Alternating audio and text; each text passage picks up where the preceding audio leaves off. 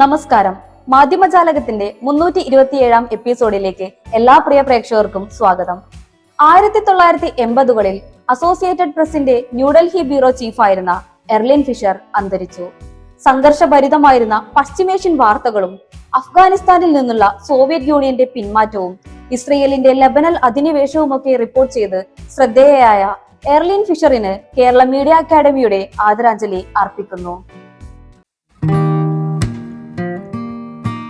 ലോകത്തെ പിടിച്ചുലച്ച പല സംഭവങ്ങളും ജനശ്രദ്ധയിലേക്ക് കൊണ്ടുവരുന്നതിൽ മാധ്യമപ്രവർത്തകർ വഹിക്കുന്ന പങ്ക് വളരെ വലുതാണ്.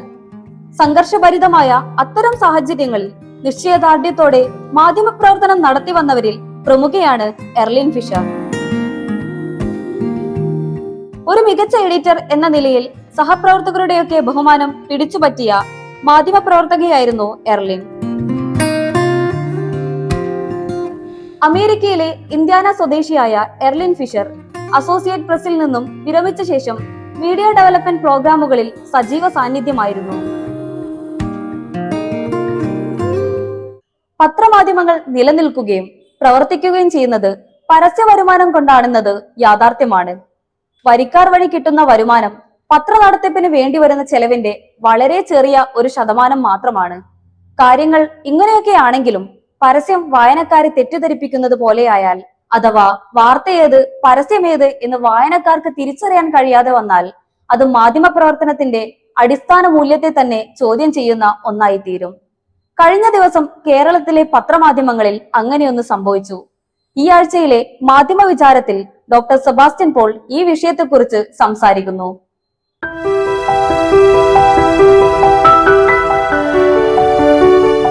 സംഭ്രമജനകവും യുക്തിസഹമല്ലാത്തതും അവിശ്വസനീയവുമായ വാർത്തകൾ നിരത്തിക്കൊണ്ടാണ് കഴിഞ്ഞ ഒരു ദിവസം മലയാളത്തിലെ എല്ലാ പത്രങ്ങളും തന്നെ പുറത്തിറങ്ങിയത്. ഒന്നാം പേജിൽ പരസ്യ ജാക്കറ്റ് ഇപ്പോൾ അത് വായനക്കാർ അതുമായി പൊരുത്തപ്പെട്ടു തുടങ്ങിയിട്ടുണ്ട്. പക്ഷേ ഈ രീതിയിലുള്ള വാർത്താ അവതരണം അതൊരു മാർക്കറ്റിംഗ് ഫീച്ചർ ആണ് എന്ന് എവിടെയോ സൂചിപ്പിച്ചിട്ടുണ്ടെങ്കിലും അതൊക്കെ മനസ്സിലാക്കുന്നതിന് മുമ്പ് നേരം പുലരുന്ന ആ ഘട്ടത്തിൽ പത്രം വായിക്കുന്നവർ പലരും അതൊക്കെ ശരിയായ വാർത്തകളാണെന്ന് ധരിക്കുകയും ചെയ്തു. വായനക്കാരോട് എപ്പോഴും പത്രം വായിക്കുമ്പോൾ ജാഗ്രത ഉണ്ടാകണം എന്ന മുന്നറിയിപ്പ് നമ്മളൊക്കെ നൽകാറുണ്ട്. പക്ഷെ എങ്കിൽ പോലും പത്രങ്ങളുടെ ക്രെഡിബിലിറ്റി കുറഞ്ഞു വരുന്നു എന്നൊക്കെ ആരോപണം ഉന്നയിക്കുമ്പോഴും പത്രത്തിൽ കാണുന്നത്, അച്ചടിച്ച് കാണുന്നത് ശരിയാണ് എന്ന് കരുതി അത് വിശ്വസിക്കുന്നതിന് തയ്യാറാകുന്ന വലിയ വായനാ സമൂഹമുണ്ട്. അവരാണ് ഈ പത്രം കണ്ടിട്ട്, അതായത് 25 വർഷത്തിന് ശേഷം അന്നേ ദിവസം ഇറങ്ങാൻ സാധ്യതയുള്ള ഒരു പത്രത്തിൻ്റെ ഒന്നാം പേജ്, അതാണ് പരസ്യത്തിന് വേണ്ടി ഈ മാർക്കറ്റിംഗ് ഫീച്ചർ എന്ന പേരിൽ അന്ന് എല്ലാ പത്രങ്ങളുടെയും ജാക്കറ്റായി മാറിയത്. പല വായനക്കാരും രോഷാകുലരാണ്. ഇപ്പോൾ ഗോളാന്തര ഫുട്ബോൾ മത്സരത്തിൻ്റെ വാർത്തയൊക്കെ കൗതുക വാർത്തയായി ഒരുപക്ഷെ തള്ളിക്കളഞ്ഞാലും പേപ്പർ കറൻസി പൂർണ്ണമായും പിൻവലിക്കാൻ പോകുന്നു തുടങ്ങിയ വാർത്തകളൊക്കെ വിശ്വസിച്ച്, പ്രത്യേകിച്ച് നോട്ട് നിരോധനത്തിൻ്റെ അനുഭവമുള്ള ജനങ്ങളാണ്. അവർക്കുണ്ടായ പരിഭ്രാന്തി അതത്ര നിസ്സാരമായ ഒന്നായിരുന്നില്ല. ഏതായാലും ഇത് ചില മുൻകാല സംഭവങ്ങളെയും നമ്മെ അനുസ്മരിപ്പിക്കുന്നുണ്ട്. തമാശന് വേണ്ടി ചിലതൊക്കെ എപ്പോഴും ചെയ്യാം. ഇപ്പോൾ ഏപ്രിൽ 1 എന്ന് പറഞ്ഞാൽ അത് വിഡ്ഢി ദിനമാണ്, ഓൾ ഫൂൾസ് ഡേ ആണ്. പണ്ടൊക്കെ പത്രങ്ങൾ ഈ ഏപ്രിൽ 1 വായനക്കാരെ വിഡ്ഢികളാക്കുന്നതിന് ചില കുസൃതികളും തമാശകളും ഒക്കെ വാർത്തയിൽ ഒപ്പിക്കുമായിരുന്നു. ഇന്നിപ്പോൾ അത് കാണുന്നില്ല. ഇന്ന് ഏപ്രിൽ 1 ആരും അത്ര കാര്യമായി എടുക്കുന്നുമില്ല. സാമ്പത്തിക വർഷത്തിൻ്റെ തുടക്കം എന്നതിനപ്പുറം ഏപ്രിൽ 1 പ്രാധാന്യമൊന്നുമില്ല. ഒരുപക്ഷെ വായനക്കാർ എല്ലാ ദിവസവും വിഡ്ഢികളാക്കപ്പെടുന്നു എന്നതുകൊണ്ടായിരിക്കാം, ആ തിരിച്ചറിവിലായിരിക്കാം ഏപ്രിൽ 1 പ്രത്യേകിച്ച് ഒരു കലാപരിപാടിയും പത്രങ്ങൾ നടത്താത്തത്. പെട്ടെന്ന് ഓർമ്മ വന്നത് 1938 ഓർസൺ വെൽസ്, അദ്ദേഹം ഒരു വളരെ പ്രശസ്തനായ റേഡിയോ അവതാരകനായിരുന്നു. അദ്ദേഹത്തിൻ്റെ ഒരു റേഡിയോ ഡ്രാമ അന്ന് പ്രക്ഷേപണം ചെയ്തത് ചൊവ്വാഗ്രഹത്തിൽ നിന്ന്, അന്യഗ്രഹത്തിൽ നിന്ന് വരുന്ന ജീവികൾ, മനുഷ്യരെന്നവരെ വിളിക്കാമോ എന്നറിയില്ല, അവർ അമേരിക്കയെ ആക്രമിക്കുന്നു എന്ന വാർത്ത, ആ ആക്രമണത്തിൻ്റെ വളരെ ഗ്രാഫിക് ആയിട്ടുള്ള ഡിസ്ക്രിപ്ഷൻ ആണ് ഓർസൺ വെൽസ് അന്ന് നടത്തിയത്. അത് കേട്ടവരെല്ലാം അത് ശരിയാണെന്ന് കരുതി. ടെലിവിഷനും ഒന്നുമില്ലാത്ത കാലമാണല്ലോ. കേട്ടവർ ശരിയാണെന്ന് കരുതി സാധാരണ മനുഷ്യർ മാത്രമല്ല, ഫയർഫോഴ്സ്, പോലീസ്, ആംഡ് ഫോഴ്സ് തുടങ്ങിയ എല്ലാ സേനാ വിഭാഗങ്ങളും എന്താണ് ചെയ്യേണ്ടത് എന്നറിയാതെ തെരുവിലേക്ക് ഇറങ്ങി. പിന്നീടാണ് H.G. വെൽസിൻ്റെ വാഴ്സ് ഓഫ് ദ വേൾഡ് എന്ന ഒരു കഥയെ അടിസ്ഥാനമാക്കിയുള്ള ഒരു ഇൻവേഷൻ ഓഫ് എർത്ത്, ഭൂമിയെ ആക്രമിക്കുന്ന സാഹചര്യങ്ങളൊക്കെ, അതിൻ്റെ ഒരു റേഡിയോ നാടകം അതാണ് ഓർസൺ വെൽസ് നടത്തിയത്. പക്ഷെ അത് ഉണ്ടാക്കാവുന്ന പരിഭ്രാന്തി മുഴുവൻ കുറേ നേരത്തേക്ക് ഉണ്ടാക്കുകയും ചെയ്തു. അതിന് സമാനമായ ഒന്നാണ് ഇപ്പോഴത്തെ ഈ ഒന്നാം പേജ് മാർക്കറ്റിംഗ് ഫീച്ചർ. ഗോളാന്തര ഫുട്ബോൾ മത്സരത്തിൻ്റെ വാർത്തയും സമുദ്രാന്തര ഭാഗത്ത് നഗരം, അവിടെ മനുഷ്യർ താമസിക്കുന്നു എന്ന വാർത്ത, സർവോപരി കറൻസി പിൻവലിക്കുന്നു, ഇനിമേൽ ഡിജിറ്റൽ കറൻസി മാത്രം എന്ന വാർത്ത, ഇതൊക്കെ വല്ലാതെ പരിഭ്രാന്തി ഉണ്ടാക്കുന്ന വാർത്തകളും ആ കൂട്ടത്തിലുണ്ടായിരുന്നു. നമുക്കങ്ങനെ പരിഭ്രാന്തി ഉണ്ടാക്കുന്നത് നിയമപരമായി അനുവദനീയമല്ല. ഇപ്പം വിമാനത്താവളത്തിൽ ബോംബ് എന്ന് മാത്രം പറഞ്ഞാൽ മതി, യാത്രയും മുടങ്ങും, നമ്മൾ ജയിലിലുമാകും. അതുപോലെയാണല്ലോ ഇപ്പോൾ പൂരപ്പറമ്പിൽ ആന ഇടഞ്ഞു എന്ന് പറഞ്ഞാൽ ഉണ്ടാകുന്ന പരിഭ്രാന്തി, അല്ലെങ്കിൽ തിയേറ്ററിൽ തീ പിടിച്ചു എന്നാരെങ്കിലും വിളിച്ചു പറഞ്ഞാൽ ഉണ്ടാകുന്ന പരിഭ്രാന്തി. അതിന് സമാനമായ അവസ്ഥയാണ് നമ്മുടെ പത്രങ്ങൾ ഈ മാർക്കറ്റിംഗ് ഫീച്ചറിലൂടെ 25 വർഷം കഴിഞ്ഞ് വരുന്ന പേജാണ് എന്നൊക്കെ ഈ ഡേറ്റ് നോക്കുമ്പോഴല്ലേ അറിയുള്ളൂ. നമ്മുടെ ഒരു വായനക്കാരനും പത്രത്തിൻ്റെ മാസ്റ്റ് ഹെഡ് വായിക്കാറില്ല, പത്രത്തിൻ്റെ തീയതി നോക്കാറില്ല. വലിയ അക്കത്തിൽ തീയതി കാണുന്നു, അത് ചിലപ്പോൾ കാണുന്നുണ്ടാകുമായിരിക്കാം. അതിനപ്പുറമുള്ള പരിശോധനയൊന്നും നടത്താതെയാണ് വായനക്കാർ പത്രം വായിക്കുന്നത്. അങ്ങനെയല്ല പത്രം വായിക്കേണ്ടത്.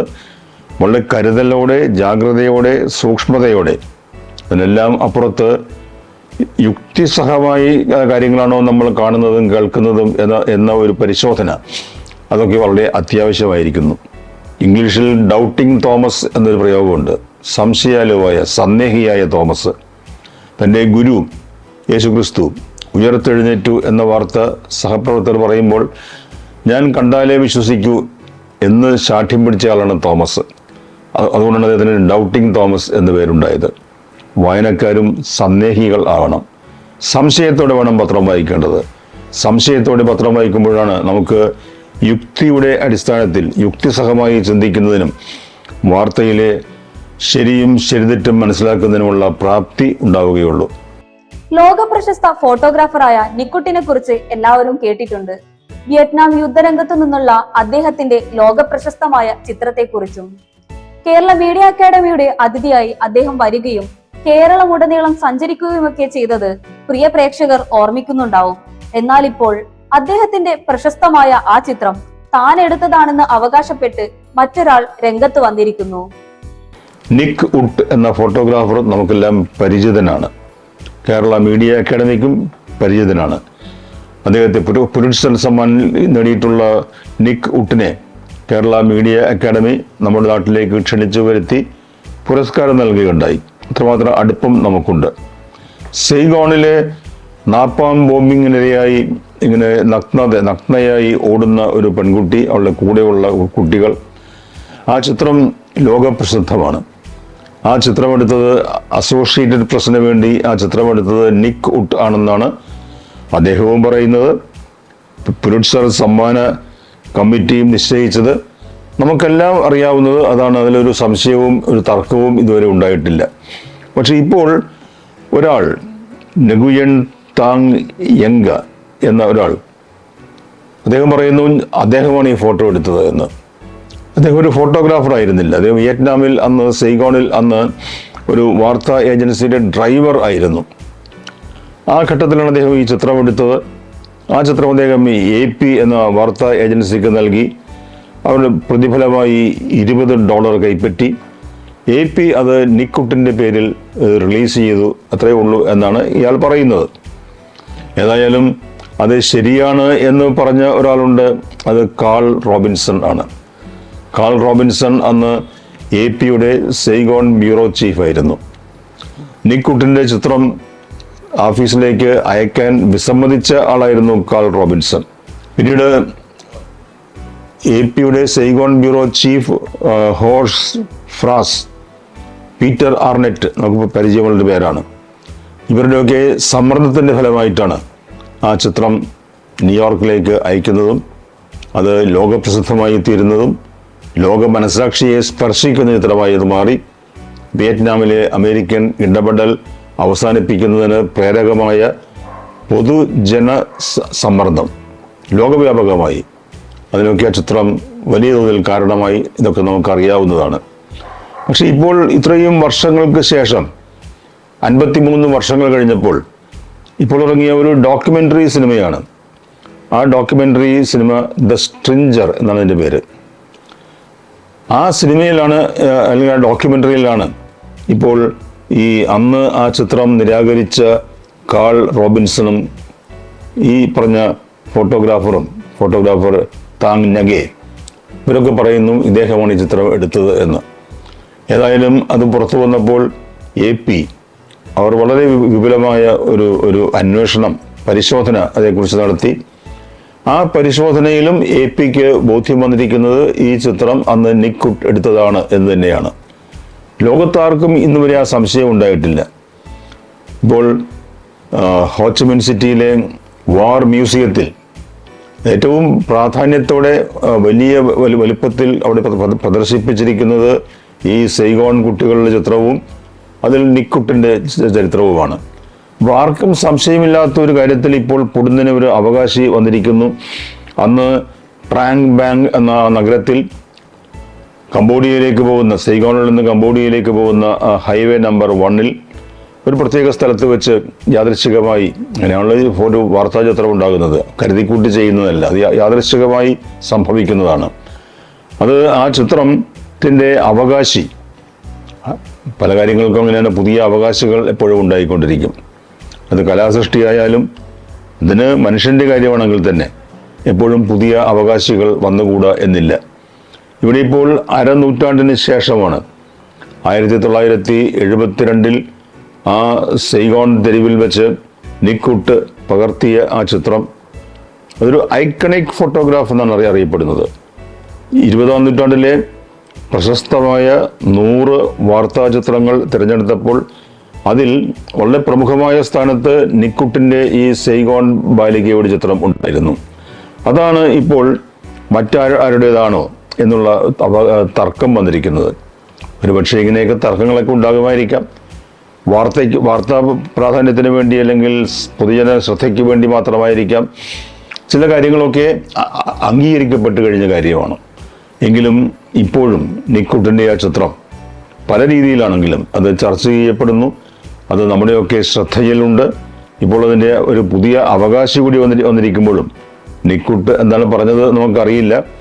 അദ്ദേഹം ഒന്നും പറയേണ്ട കാര്യമില്ല. കാരണം ആ ചിത്രം നിക് കുട്ടിൻ്റേതാണ്. ആ ചിത്രം നിക് കുട്ട് അത് ലോകത്തിന് സമർപ്പിച്ചു കഴിഞ്ഞ ചിത്രമാണ്. അത്തരം ചിത്രങ്ങൾ അത് മനുഷ്യത്വം, മാനവികത തുടങ്ങിയ ഒട്ടേറെ മൂല്യങ്ങൾ അവയൊക്കെ പ്രതിഫലിപ്പിക്കുന്ന ചിത്രമായി അത് മാറിയിരിക്കുന്നു.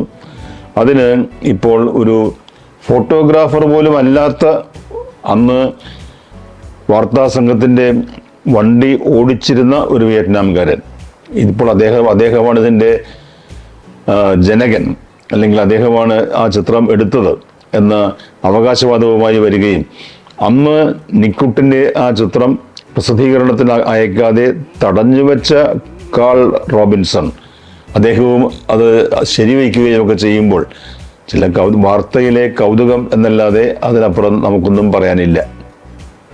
ഇനി മാധ്യമപ്രവർത്തന ജീവിതത്തിലെ കൗതുകമുള്ള ഒരു അനുഭവം പങ്കുവയ്ക്കുന്നത് കേൾക്കാം. കേരളത്തിലെ പ്രമുഖ മാധ്യമ പ്രവർത്തകരിൽ ഒരാളായ കെ കുഞ്ഞിക്കണ്ണൻ നരേന്ദ്രമോദി മുഖ്യമന്ത്രിയോ പ്രധാനമന്ത്രിയോ ആകുന്നതിന് കാലങ്ങൾക്ക് മുമ്പ് അവിചാരിതമായി തിരുവനന്തപുരത്തെ തന്റെ വീട്ടിൽ ഒരു നാൾ ഉച്ചഭക്ഷണത്തിനെത്തിയ സന്ദർഭമാണ് ഓർക്കുന്നത്. അന്ന് PP മുകുന്ദൻ സംഘടന സെക്രട്ടറിയായി ചുമതലയേറ്റ് കുറച്ച് ആയിട്ടേ ഉള്ളൂ. 89-ലാണ് PP മുകുന്ദൻ ജനസംഘത്തിൻ്റെ സംഘടന സെക്രട്ടറി ആവുന്നത്. അപ്പോൾ മൂന്നേട്ടൻ ഒരു ദിവസം വിളിച്ചിട്ട് പറഞ്ഞു, ഞാൻ ആ സമയത്ത് കുറച്ചു കാലം എറണാകുളത്ത് ജന്മഭൂമിയുടെ ചുമതല ആയിട്ട് അവിടെ കുറച്ചു കാലം വർക്ക് ചെയ്യുന്നു. ഫാമിലി ഇവിടെ ഉണ്ടായിരുന്നു. മുന്നേട്ടൻ ഒരു ദിവസം വിളിച്ചിട്ട് പറഞ്ഞു, ഇങ്ങനെ കുഞ്ഞിക്കണ്ണൻ സ്ഥലത്തുണ്ട് ഉണ്ടെന്ന് പറഞ്ഞു. എന്നാൽ ഉച്ചക്ക് ഊണ് കഴിക്കാൻ ഒരാളുണ്ടാവും. ഗുജറാത്തുകാരനാണ്, നരേന്ദ്രമോദി എന്നാണ് പേര്. ആ പേര് തന്നെ കേൾക്കുന്നത് ഞാൻ ആദ്യം. ഉച്ചക്ക് 1 മണിക്ക് വീട്ടിൽ ഭക്ഷണം കഴിക്കാൻ വരും എന്ന് പറഞ്ഞു. പറഞ്ഞതുപോലെ തന്നെ നരേന്ദ്രമോദി വന്നു, രാജേട്ടനുണ്ടായിരുന്നു. ഓ രാജഗോപാലിൻ്റെ ഒരുമിച്ചാണ് വീട്ടിൽ വന്നത്. ഭാര്യയോട് പറഞ്ഞു, ഇങ്ങനെ ഒരാൾ ഭക്ഷണം കഴിക്കാനുണ്ടാവും. ഭാര്യയ്ക്ക് അത്ഭുതമൊന്നും തോന്നിയില്ല, കാരണം ഭാഷ അറിയില്ല എന്നുള്ളൊരു പ്രശ്നം മാത്രമേ ഉള്ളൂ. അതേ അവസ്ഥയാണ് എനിക്ക്. ഗുജറാത്ത് ഭാഷ എന്താ എന്ന് പോലും ഹിന്ദിയും വലിയ വശമില്ല. രണ്ടുപേരും വന്നു. ഭക്ഷണത്തിന് പുറമെ, സാധാരണ നമ്മളെ ഭക്ഷണത്തിന് പുറമെ ചപ്പാത്തി ഉണ്ടാക്കി, ഭാര്യ തന്നെ ഉണ്ടാക്കി. ചപ്പാത്തി, അതുപോലെ ചോറ്, സാമ്പാർ, അവിയൽ തുടങ്ങി കുറച്ച് പച്ചക്കറി സാധനങ്ങളൊക്കെ ഉണ്ടാക്കി. രാജേട്ടനും നരേന്ദ്രമോദി ഭക്ഷണം കഴിക്കുന്നതിൻ്റെ ഇടയിൽ തന്നെ രാജേട്ടൻ എന്നെ കൂടുതൽ പരിചയപ്പെടുത്തുന്ന ആളാണ്. ഇന്ന സ്ഥലത്ത് പേരാവൂരിലും കണ്ണൂരിലും മത്സരിച്ചിട്ടുണ്ട്. യുവമോർച്ചയുടെ സ്റ്റേറ്റ് ജനറൽ സെക്രട്ടറി ആയിരുന്നു, സ്റ്റേറ്റ് പ്രസിഡൻ്റായി. അത് കഴിഞ്ഞിട്ട് 84 ഞങ്ങളൊരു യുവമോർച്ചയുടെ ഒരു റാലി ഉണ്ടായിരുന്നു. അത് കണ്ണൂരിലാണ്. BJPയുടെ ഒരു റാലി ആയിട്ട് തന്നെ നടത്തിയതാണ്. യുവമോർച്ചയുടെ റാലിയാണെങ്കിലും BJPയുടെ പ്രവർത്തകന്മാരെല്ലാം പങ്കെടുത്ത ഒരു വലിയ പരിപാടി. അത് വാജ്പേയിയാണ് ഉദ്ഘാടനം ചെയ്തത്. അതൊക്കെ പറഞ്ഞ് പരിചയപ്പെടുത്തി. അങ്ങനെ അദ്ദേഹം പോയി. പിന്നെ ഈ നരേന്ദ്രമോദി അവിടെ തിരുവനന്തപുരത്ത് വരാൻ കാര്യം, മുരളി മനോഹർ ജോഷിയുടെ യാത്ര, അതിൻ്റെ മുഖ്യ സംഘാടകനായിരുന്നു നരേന്ദ്രമോദി. ആ സമയത്ത് ഒരു 40 വയസ്സ് 45 വയസ്സ് അന്നുണ്ടായിരുന്നു. അങ്ങനെ അദ്ദേഹം പോയി കാശ്മീരിൽ ശ്രീനഗറിൽ പോയി ജനുവരി 26 പതാക ഉയർത്തി. അതിനുശേഷമാണ് പുതിയ ചുമതലയിലേക്ക് വരുന്നത്, ഗുജറാത്തിൻ്റെ മുഖ്യമന്ത്രി ആയി വരുന്നത്. അങ്ങനെ പുതിയ ഘട്ടത്തിലേക്ക് അദ്ദേഹത്തിൻ്റെ വളർച്ച തുടങ്ങി. പിന്നെ എനിക്ക് ബന്ധപ്പെടാനൊന്നും കഴിഞ്ഞില്ല. ഞാൻ യുവമോർച്ച ചുമതല ഒഴിഞ്ഞ് മുഴുസമയ മാധ്യമ പ്രവർത്തനം തന്നെ തുടർന്നു. പ്രസിദ്ധ മലയാളി പ്രവാസി വ്യവസായി ബി രവി പിള്ളയ്ക്ക് അടുത്തിടെ ബഹ്റൈൻ രാജ്യത്തിന്റെ പരമോന്നത പുരസ്കാരം ലഭിച്ചു. ഇതുമായി ബന്ധപ്പെട്ട് കേരളം അദ്ദേഹത്തെ ആദരിക്കുന്ന ഒരു ചടങ്ങ് തിരുവനന്തപുരം ടാഗോർ ഹാളിൽ ഈ വരുന്ന ഫെബ്രുവരി 5 നടക്കുന്നു. അദ്ദേഹത്തിന്റെ ജീവിതവും നേട്ടങ്ങളും അടയാളപ്പെടുത്തുന്ന ഒരു ഫോട്ടോ പ്രദർശനം തിരുവനന്തപുരത്ത് സംഘടിപ്പിക്കുന്നു. അതേക്കുറിച്ചാണ് ചിത്രജാലകത്തിൽ ബി ചന്ദ്രകുമാർ സംസാരിക്കുന്നത്.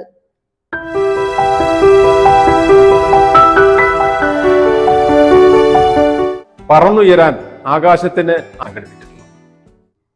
മാധ്യമജാലകത്തിൽ ഇനി വാക്കിലെ ശരി. വാർത്തയുടെ ഭാഷ എത്രയും ലളിതമായിരിക്കണം. വാർത്ത വായിക്കുന്ന പണ്ഡിതനും പാമരനുമെല്ലാം ഉള്ളടക്കം എളുപ്പം മനസ്സിലാക്കാൻ കഴിയണം. എന്നാൽ ഭാഷ ലളിതമാക്കാനുള്ള ശ്രമത്തിൽ പലപ്പോഴും വാർത്തയുടെ ഗൗരവം ചോർന്നു പോകുന്നതും കാണാൻ കഴിയും. അതേക്കുറിച്ചാണ് മാധ്യമ ഭാഷാ നിരൂപകനായ SD പ്രിൻസ് ഇന്ന് സംസാരിക്കുന്നത്.